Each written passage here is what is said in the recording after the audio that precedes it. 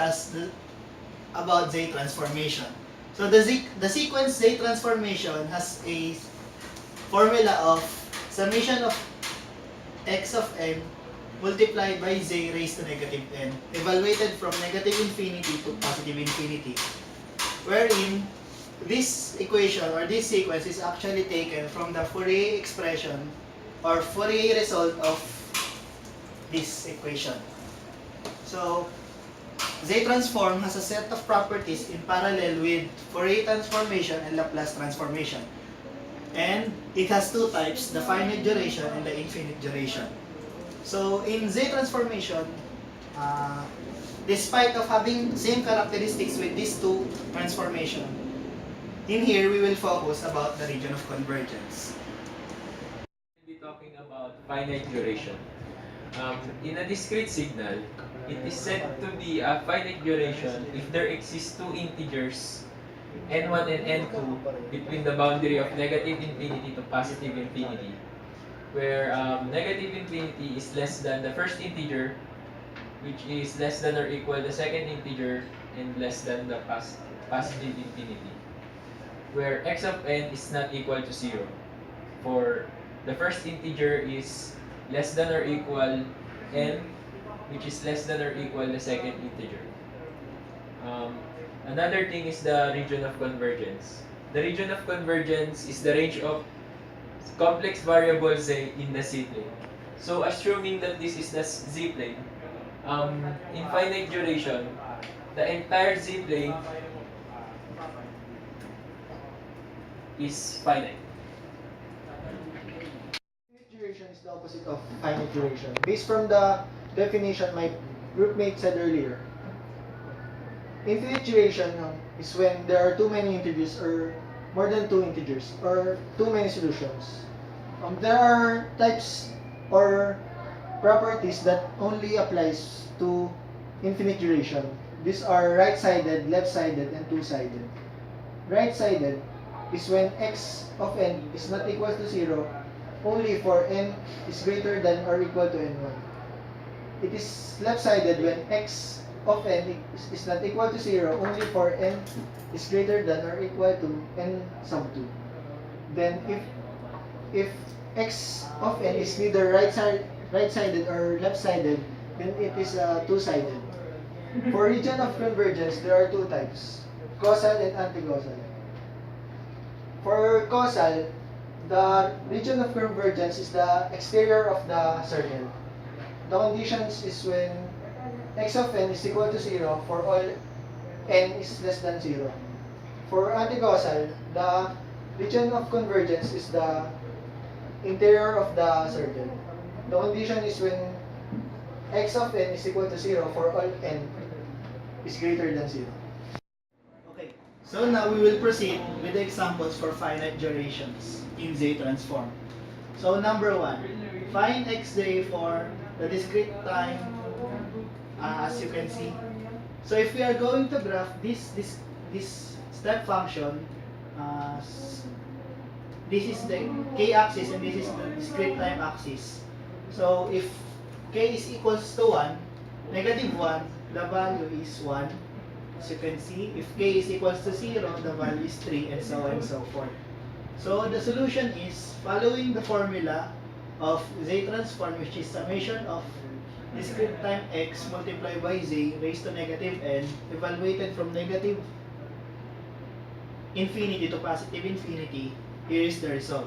So first is when k is equals to negative 1, the value is 1, so multiplied by z raised to negative of the value of k, which is also negative 1, plus the next step function, which is 3, multiplied by z raised to negative k, which is 0, plus 2 multiplied by z raised to negative 1, plus negative 1, z equals to negative 2, raised to negative 2. So simplifying the function, the result is here. So the Z transform of the given discrete time example is z plus 3z plus 2z raised to negative 1 minus z raised to negative 2. So in terms of region of convergence, there is no convergence at all since it is a finite duration. I'll be giving an example which includes regions of convergence. So x equals to z is equals to the summation of n is equals to -3 to +5 times z is equals to n. So there are two conditions stated here. The first one is z is equals to 0.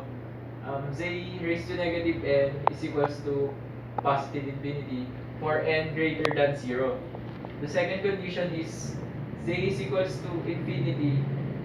Z raised to -n is equals to infinity for n less than 0. So therefore, neither z is equals to 0 nor z is equals to positive infinity are included in the regions of convergence.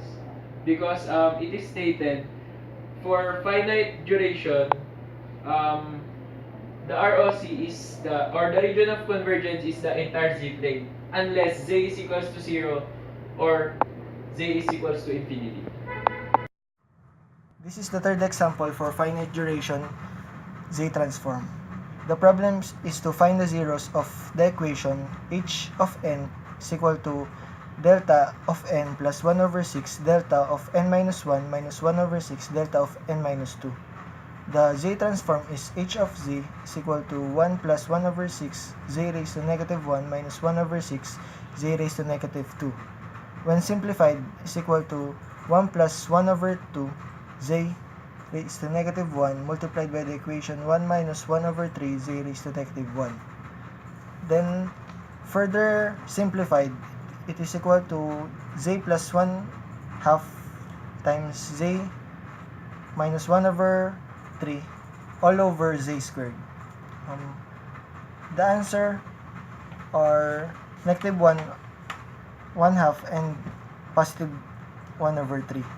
The difference equation is y of n equals to 6x of n plus x of n minus 1 minus x of n minus 2. The difference equation has the same zeros but a different scale factor. My name is Nigerian Speakokal. I'm here to show you the first example of infinite variation of easy transform. So let's start. X of k equal to alpha raised to k u of k. So we need to find x of z and the region of convergence. So we know that x of z is equal to summation of k equals to negative infinity to positive infinity x of k z raised to negative k. So x of k, we have a value for that, so we just substitute it from the formula. So here it is. From algebraic manipulation, the equation now becomes like this. So we will factor out k, so it will be just like this. And you know that z raised to negative 1 is equal to 1 over z. So the equation will be like this. And after doing it, we will check the sum converges. So the magnitude of alpha over z is less than 1. The the magnitude of alpha less than the magnitude of z. The magnitude of z, so the magnitude of z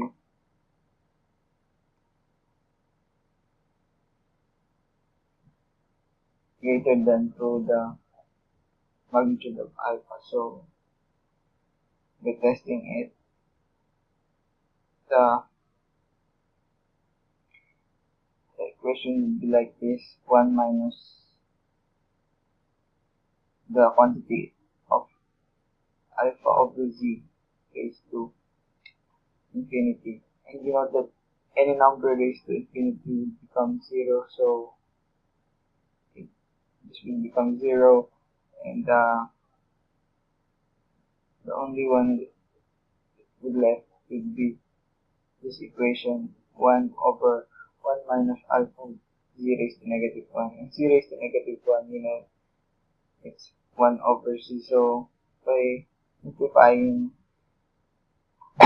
the equation, and the final answer would be z over z minus alpha, and the region of convergence is the magnitude of z less than to the magnitude of alpha, and outside of the circle, the shaded part is the region of convergence.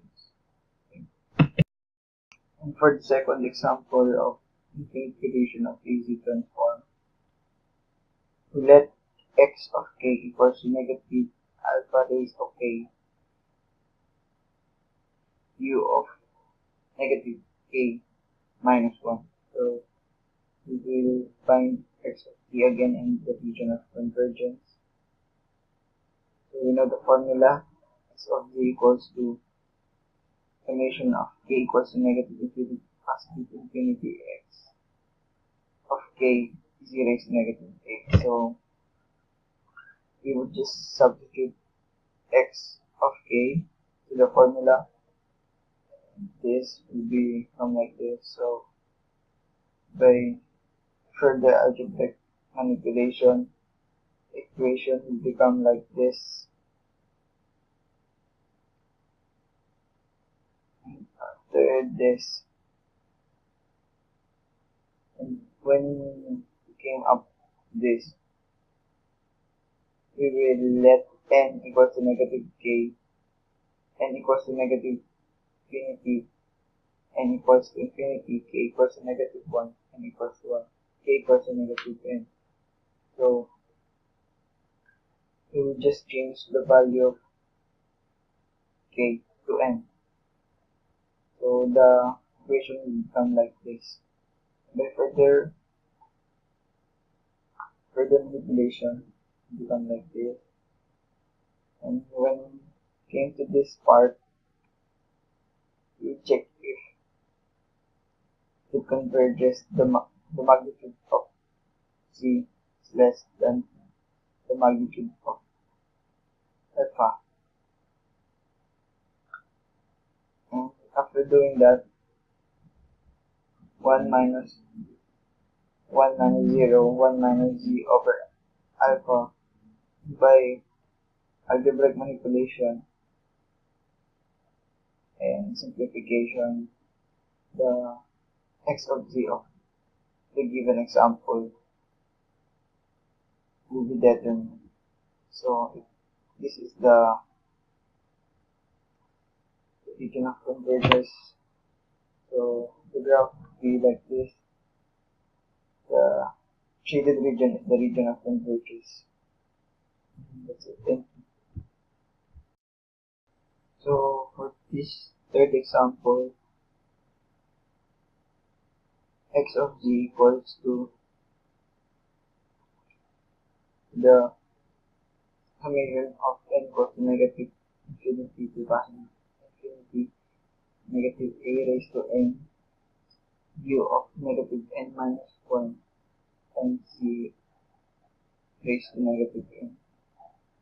So u of k in here is just negative a n u of negative n minus 1. So I get right manipulation,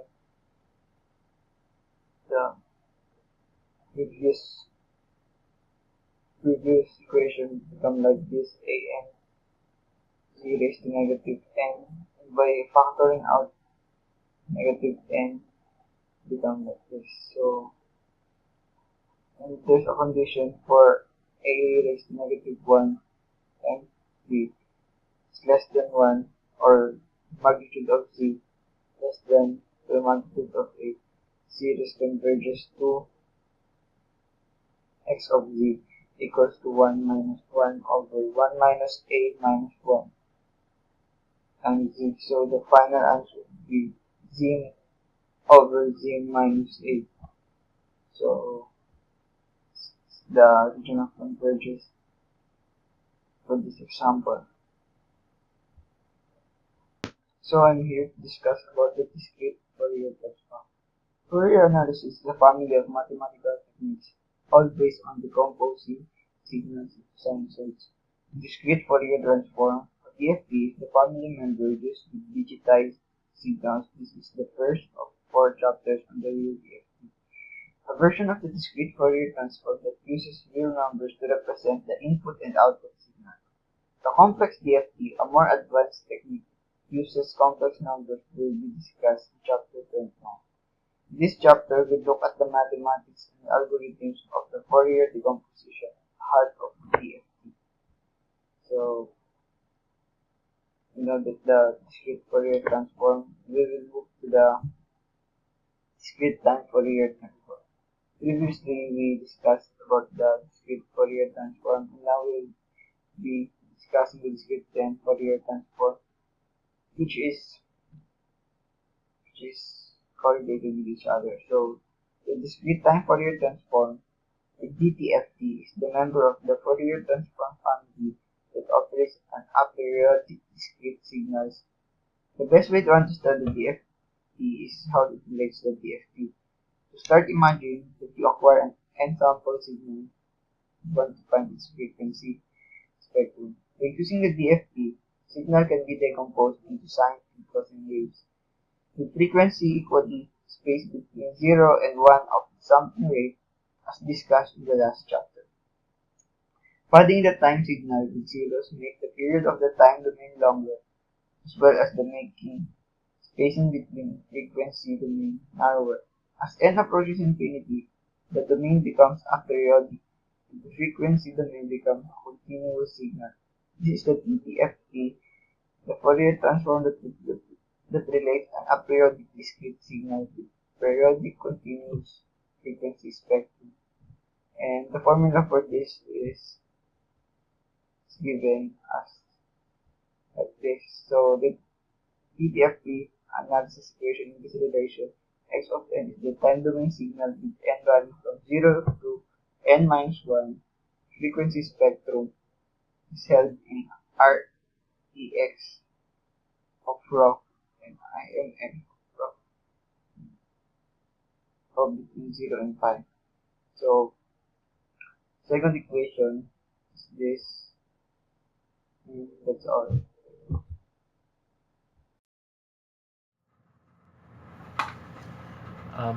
An example for discrete time Fourier transform. So, x of n is equals to a raised to positive n with the condition of a is less than 1. So, solution, summation of n raised to negative infinity to positive infinity times a raised to positive n times u sub n times e raised to negative j omega times n is equals to the summation of negative infinity to negative 1 times negative times 8 raised to negative n times e raised to negative j times omega times n plus summation of n is equals to 0 to positive infinity times a raised to positive n times e raised to negative j omega n. So in this part, let m is equals to negative n in the first summation. We obtain n is equals to negative infinity to positive infinity times a raised to positive n times u of n times e raised to negative j times omega times n is equals to summation of m is equals to 1 to positive infinity times a raised to m times e raised to j times omega times n plus summation of n is equals to 0 to positive infinity times a raised to n times e raised to negative j omega n is equals to a times e raised to negative j omega over 1 minus a times e raised to j times omega plus 1 over 1 minus a times e raised to negative j times omega, which simply yields to the answer of 1 minus a squared over 1 minus 2 times a cos omega plus a squared. This is the second example for discrete time Fourier transform. The problem is to determine the Fourier coefficients for the periodic sequence of the figure. From the figure, we see that x of n is the periodic extension of 0, 1, 2, and 3.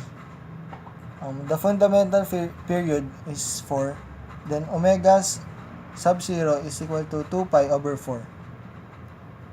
Using equation cosine omega n equals cosine omega t is equal to cosine omega t sub s times n, we can get the Fourier coefficients.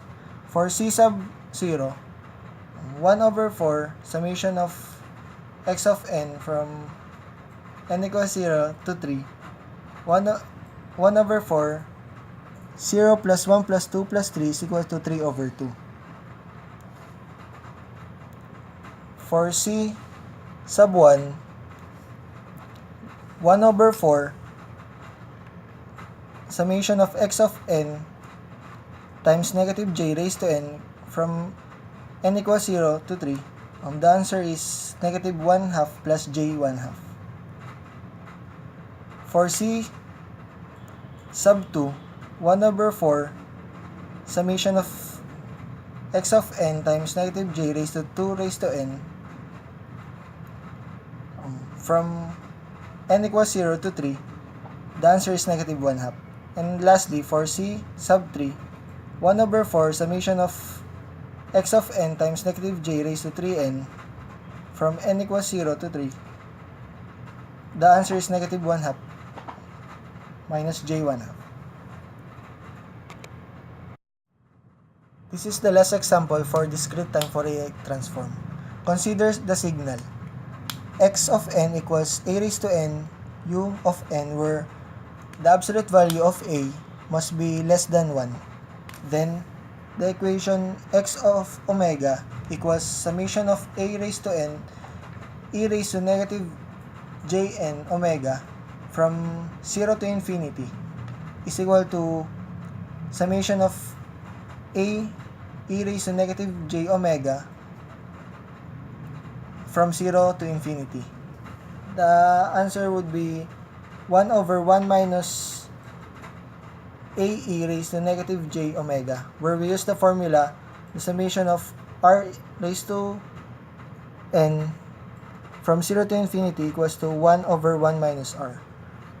This is valid for any real or complex r satisfying absolute value of r less than 1.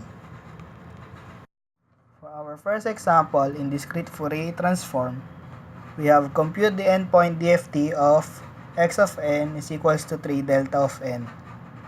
Remember that we have the equation in DFT, which is x of k is equals to the summation of x of n multiplied by e raised to j 2 pi kn over all over n, evaluating from n is equals to 0 to n minus 1. Substituting the given equation, which is 3 delta of n to x of n, will result to summation of 3 delta of n multiplied by e raised to j 2 pi kn all over n, evaluating from 0 to n minus 1. Substituting the value 0 to all of n in the equation will result to 3 times delta of n times e raised to 0 is equals to 1. Our endpoint DFT now is x of k is equals to 3 and 0, any value from 0 less than or equal k less than or equal n minus 1. For our next example in DFT, calculate the 4-point discrete Fourier transform of the aperiodic sequence x of k of length n is equals to 4, which is defined as follows. So we have a step function here. The answer is 2 if k is equals to 0. The answer is 3 if k is equals to 1, and so on and so forth. We know that this equation is the equation for the discrete Fourier transform. Substituting the values of k to this equation will result to this answer.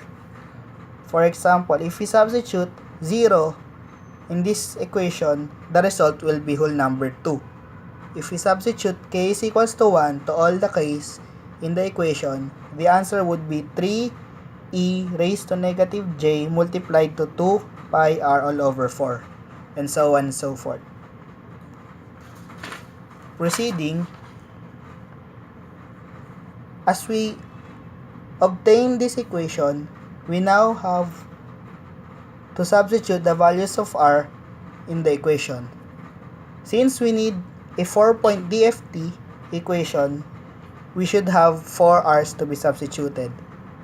So, substituting r is equals to 0 to the equation, we'll have the result 2 plus 3 minus 1 plus 1 equals to 5. When r is equals to 1, this will be the values, and it will result to 3 minus 2j, and so on and so forth. Another example for discrete Fourier transform, DFT. Compute the endpoint DFT of x of n is equals to 7 times n minus n sub 0. So the solution is x of k is equals to the summation of n is equals to 0 to n minus 1 times e raised to j times 2 pi times k times n over n, which is the formula for DFT. So, substituting the value of x sub n will lead to the summation of n is equals to 0